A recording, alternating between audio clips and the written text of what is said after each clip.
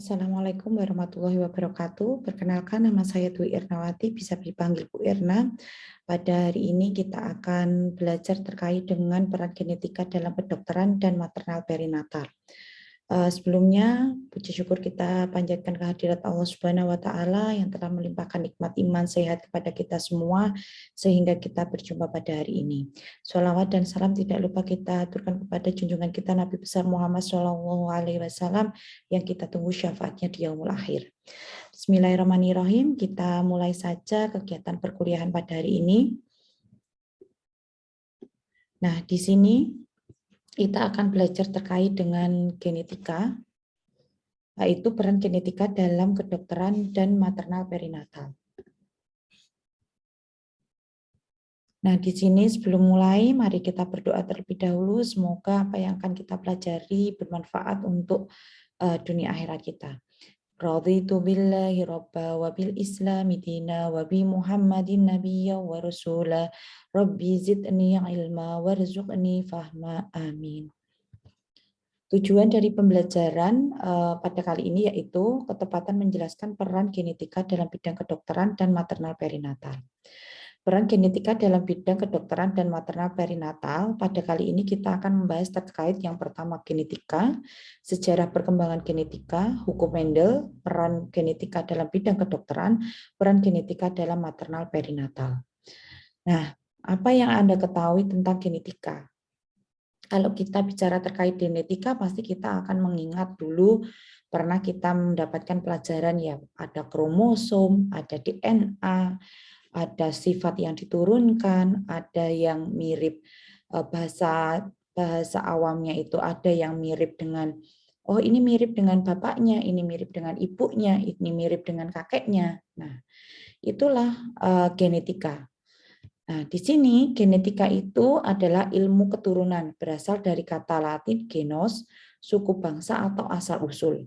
Dalam genetika dipelajari bagaimana sifat keturunan atau hereditas diwariskan kepada anak.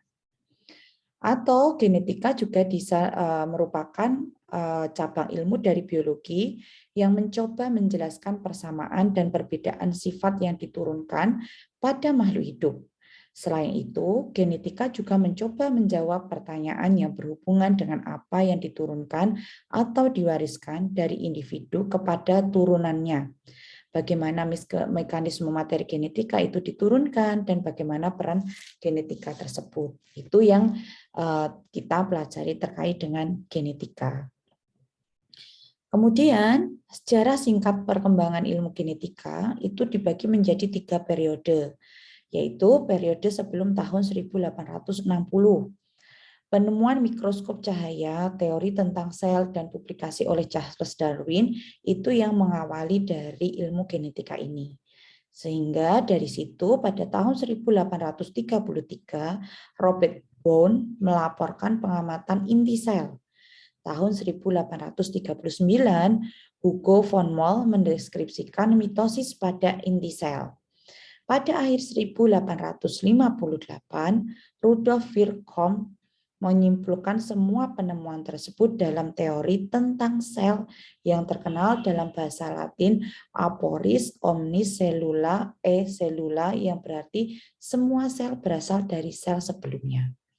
Pada akhirnya di tahun 1858, ahli biologi memahami bagaimana sel berkembang dan mengetahui tentang inti sel. Itu periode sebelum 1860. Dari itu kemudian berlanjut periode 1900 sampai 1944. Pada periode ini, para ahli menemukan teori tentang kromosom yang menyatakan bahwa kromosom merupakan untaian dari gen-gen. Pada tahun 1900, tulisan Mendel tentang hukum pewarisan sifat yang diterbitkan tahun 1866 secara terpisah ditemukan kembali oleh 3 ahli berbeda, yaitu Hugo de Vries, Karl Koren, dan Erich von Tschermak. Kemudian pada tahun 1903, Walter Sutton di tahun 1903 mengeluarkan hipotesis perilaku kromosom yang dapat menjelaskan teori pewarisan sifat Mendel. Nah, hipotesis ini pada akhirnya menuntun ditemukan teori bahwa gen terletak di kromosom. Dilanjutkan oleh Alfred Sturtevant yang menciptakan peta genetik pertama yang menggambarkan bagaimana gen-gen tersusun dan terpaut dalam suatu pautan pada kromosom. Kemudian berlanjut dari ini pada periode 1944 sampai sekarang, periode yang ditandai dengan ditemukannya konsep materi genetik atau DNA dan genetika molekuler. Pada periode ini banyak ahli genetik yang melaporkan bukti-bukti penemuan mereka bahwa materi genetik adalah DNA, bukan substansi lainnya. Dan yang paling fenomenal adalah penemuan struktur DNA oleh Watson dan Crick yang menyatukan teka-teki tentang DNA sebagai materi genetik yang sudah ditemukan oleh ahli-ahli sebelumnya. Sejak itu, teori dan ilmu pengetahuan tentang gen dan pemanfaatnya terus berkembang menciptakan ilmu-ilmu baru. Jadi itu tadi dasar atau sejarah bagaimana sih kita ada ilmu terkait dengan genetika. Yang paling menonjol adalah terkait dengan Mendel. Tadi sudah disinggung sedikit ya, pada periode 1900 sampai 1944. Nah, di sini bicara terkait Mendel yang tadi kita lihat di sini ya. Tahun 1900 tulisan Mendel tentang hukum pewarisan sifat yang diterbitkan 18866 ini terkait dengan Mendel, yaitu tercetuslah hukum Mendel klasik. Nah, hukum Mendel klasik ini atau kita kenalan dulu, kalau nggak kenal maka nggak sayang dengan Mendel. Mendel atau di nama lengkapnya J.G. Mendel adalah orang yang pertama kali mengetengahkan atau mencetuskan satu mekanisme pewarisan sifat menurun melalui eksperimen di bidang genetika. Mendel memulai studi tentang pewarisan menggunakan Pisum sativum, kacang taman, peran kromosom dan mekanisme meiosis sama sekali tidak diketahui.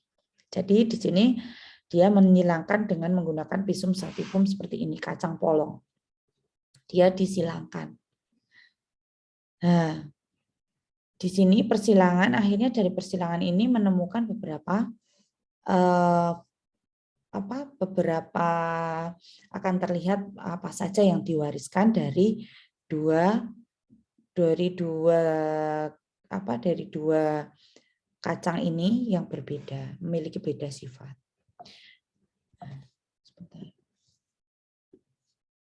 Nah, kemudian implikasi dari yang sudah dilakukan penelitian monohibrid tadi disimpulkan kesimpulan yang Mendel kembangkan tentang pewarisan dari persilangan monohibridnya telah dikembangkan lebih lanjut dan diformalkan ke dalam prinsip segregasi dan konsep dominan. Yaitu konsep segregasi yaitu setiap organisme diploid individu memiliki dua faktor genetik atau disebut juga alel. Faktor genetik itu disebut juga alel yang diwariskan dari kedua, kedua orang tuanya, ayah dan ibu. Ketika dua faktor genetik atau alel hadir dalam satu genotip, atau genotip disebut juga keadaan genetik dari suatu individu, hanya sifat dominan dari orang tua yang akan diturunkan atau diwariskan. Atau di sini disebut fenotip. Nah, jadi dari tadi Mendel itu sudah melakukan percobaan ya dengan kacang. Percobaan ini disebut dengan penelitian monohibrid. Dari penelitian itu akhirnya Mendel mengangkat suatu kesimpulan terkait atau disebut juga dengan prinsip segregasi dan konsep dominan yang secara sederhananya konsep segregasi itu bahwa setiap individu itu membawa genetik dari kedua orang tuanya kalau itu manusia atau kedua organisme yang menjadi satu kemudian akan memberikan sifatnya kepada keturunannya. Itu adalah prinsip segregasi. Sedangkan konsep dominan yaitu sifat yang muncul pada keturunannya itu adalah sifat yang dominan yang dimiliki dari salah satu dari kedua orang tuanya tersebut. Nah, ini contohnya yaitu terkait dengan persilangan monohibrid, hampir sama dengan yang tadi. Kemudian ada hukum Mendel yang kedua, atau disebut juga hukum asortasi bebas, yaitu dua atau lebih gen bergaul secara independen, yaitu setiap pasang alel memisah secara independen dari pasangan alel lainnya selama pembentukan gamet. Jadi di sini ada dua, kemudian dia akan ini generation, yaitu keturunan yang mewarisi sifat dari kedua orang tuanya, kemudian dia nanti akan membelah. Seperti itu. Nah, kemudian pola-pola pewarisan dan penyimpangan hukum Mendel. Ternyata setelah berkembangnya teknologi, majunya penelitian, ternyata ada beberapa penyimpangan hukum Mendel. Jadi di sini diterangkan bahwa pewarisan sifat pada manusia atau sering disebut dengan hereditas merupakan suatu kebesaran Allah Subhanahu wa taala yang diberikan kepada setiap makhluknya. Dapat dibayangkan bagaimana jika di antara anak dan orang tua tidak memiliki kemiripan sedikit pun dalam postur ataupun sifatnya. Sekiranya ada kemungkinan akan banyak timbul konflik karena hal tersebut. Nah, kemudian hereditas merupakan pewarisan sifat dari individu kepada keturunannya. Sifat diturunkan melalui gen yang ada di dalam inti sel. Menurut Walter Stanbrook Sutton, pola-pola hereditas terbentuk karena beberapa hal, di antaranya identitas setiap gen di dalam kromosom selalu tetap karena gen merupakan karakteristik yang diturunkan. Saat pembelahan meiosis akan terjadi pemisahan kromosom dari kedua induk. Lalu kromosom tersebut akan bersatu dengan kromosom non-homolog. Jumlah kromosom yang ada di dalam ovum maupun sperma adalah sama, yaitu setengah dari jumlah kromosom induk atau haploid. Dan individu hasil peleburan antara ovum dan sperma bersifat diploid karena mengandung dua perangkat kromosom dari induk. Nah, ini tadi sudah saya terangkan apa yang saya baca, yaitu di sini tadi. Sini setengah menjadi satu sehingga generation atau keturunannya tetap ada diploid. Kemudian pola-pola hereditas di sini hukum pewarisan sifat, hukum Mendele, kemudian di sini ada penyimpangan hukum Mendele, interaksi genetik, tautan, pindah silang.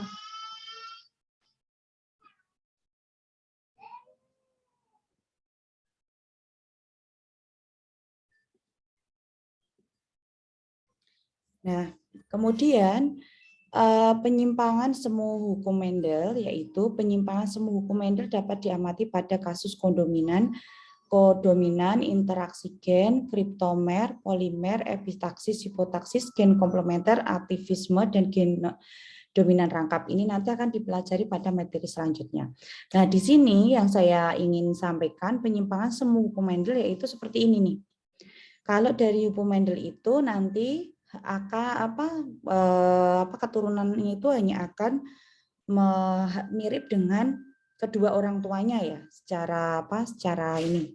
Jadi misalnya persilangan antara merah, misalnya contohnya tipe darah A dan B. Kalau hukum Mendel maka keturunannya akan A dan B saja, tidak akan ada AB. Tapi ternyata seiring dengan proses perkembangan teknologi dan penelitian, tipe orang tua yang memiliki golongan darah A dan B itu bisa memiliki anak dengan tipe golongan A, AB, B, dan O. Sehingga hukum Mendel itu tidak seluruhnya benar. Jadi ada di sini disebut penyimpangan semu hukum Mendel. Nah, seperti lagi contohnya bunga merah dan putih bisa menghasilkan pink, merah, pink, putih. Kemudian bidang kesehatan. Nah, genetik ini kita ketika berbicara terkait dengan parent genetik memiliki banyak sekali peran dalam bidang kesehatan. Yang pertama, agar kita dengan mempelajari tadi ada proses bagaimana apa sih genetik itu, kemudian ada hukum Mendel 1, hukum Mendel 2, kemudian juga ada hukum semu terkait dengan hukum Mendel. Nah, akhirnya ternyata dengan banyaknya penemuan tersebut memiliki banyak sekali manfaat di bidang kesehatan. Salah satunya yaitu agar kita dapat mengetahui sifat-sifat keturunan kita sendiri, serta setiap makhluk hidup di lingkungan kita. 2. Mengetahui kelainan atau penyakit keturunan serta usaha untuk menanggulanginya. Yang ketiga, menjajaki sifat keturunan seseorang, misalnya golongan darah, yang kemungkinan diperlukan dalam penelitian warisan harta dan kriminalitas. Nah, sistem regulasi gen dari biologi molekuler saat ini dipakai dan membantu kajian embriologi untuk mempelajari regulasi gen selama perkembangan embriologis. Teknik-teknik biologi molekuler memungkinkan bidang lain untuk mengembangkan kajian ke arah molekuler. Penelitian sel berubah dari sitologi deskriptif ke dalam biologi sel molekuler. Sedangkan pada bidang maternal perinatal itu mengembangkan kajian tentang penyakit, mengembangkan kajian tentang pengobatan. Dengan demikian penanganan awal untuk pencegahan dan penanganan kemungkinan adanya berbagai penyakit yang berhubungan dengan genetik. Contoh kasus, penelitian terbaru menunjukkan hidrosefalus dapat dipicu oleh tingkat abnormal asam lisofosfatidik atau LPA. Lipid darah yang masuk ke otak dalam konsentrasi tinggi selama peristiwa perdarahan dengan efek mendalam pada sel-sel otak berkembang. Begitu pula dengan pemeriksaan diagnostik hidrosefalus. Saat ini sudah ditemukan biomarker CSS yang dapat digunakan sebagai penanda adanya perubahan pada lingkungan otak yang berhubungan dengan keadaan otak itu sendiri. Kemudian pada contoh preeklamsi, genom ibu dan janin mempengaruhi resiko preeklamsi. Bukti bahwa preeklamsi memiliki kecenderungan genetik pertama kali diungkap pada awal tahun 1960-an oleh Leon Chesley, John Anito, dan Robert Cosgrove. Sekelompok peneliti dari RS bersalin Margaret Hagwood di New Jersey. Ditemukan bahwa adanya peningkatan preeklamsi dan eklamsi pada saudara perempuan, anak perempuan, dan cucu perempuan para wanita dibanding dengan menantu dari wanita yang sama. Jadi peningkatan preeklamsi dan eklamsi itu pada saudara perempuan, anak perempuan, dan cucu perempuan itu lebih tinggi dibanding dengan menantu dari wanita yang sama. Preeklamsi heritabilitas dari ibu ke anak itu diperkirakan 55%. Nah, seperti ini. Selain itu, tadi juga ada tambahan terkait dengan peran yaitu tadi sudah mendiagnosis penyakit. Yang kedua adanya personalized medicine. Personalized medicine yaitu pengobatan yang didasarkan pada genetik dari penderita. Disebut dengan personalized medicine. Jadi pengobatan antara satu orang dengan orang yang lain kemungkinan ke depan akan berbeda karena didasarkan pada genetiknya masing-masing. Nah, ini untuk referensinya. Nah, mungkin dari saya itu saja. Apabila ada kekurangan saya mohon maaf. Kita akhiri dengan baca hamdalah dan kita lanjutkan diskusi di lensa dan mengerjakan kuis. Kita tutup dengan baca doa. Bismillahirrahmanirrahim. Allahumma arinal haqqa haqqa warzuqna tiba'a wa arinal batila batila warzuqna tiba'a tinaba. Alhamdulillahirabbil alamin.